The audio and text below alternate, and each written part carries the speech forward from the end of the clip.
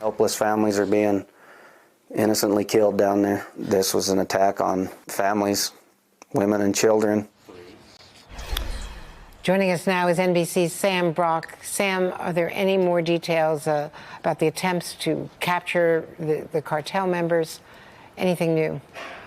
Yeah, Andrea, I should say this is so disturbing. The details of this are so disturbing. It's hard to even repeat. Here's what we know right now at this hour. There were 3 parents and 14 children in 3 different vehicles. They were caravanning all together. And the reason they were doing that, ironically, is for their own safety. They thought that they would be more protected if they went in that arrangement. But the Mexican government coming out this morning and saying that that cartel, potentially a rival cartel nearby where they were in Sonora, on the Sonora-Chihuahua border, may have confused them, in fact, for a cartel and started firing. Here's what does not make sense about all of this. There are reports from family members that as this car was burning that you're looking at right now, riddled with bullet holes, that there were little kids that were running away from the car and they were gunned down.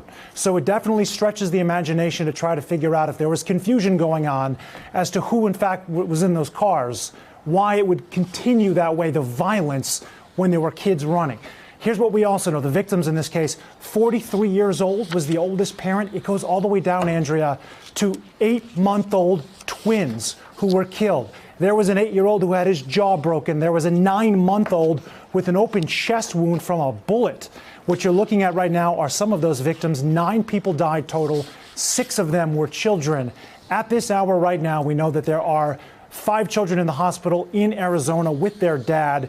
The dad is now a widower.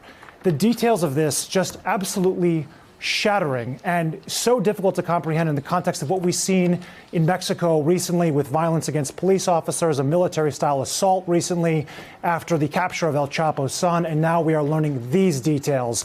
Perhaps the most impassioned response so far that we've seen is from the Sonora governor there, who said that what kind of monster would kill women and children, and there will be a just response for what we've seen.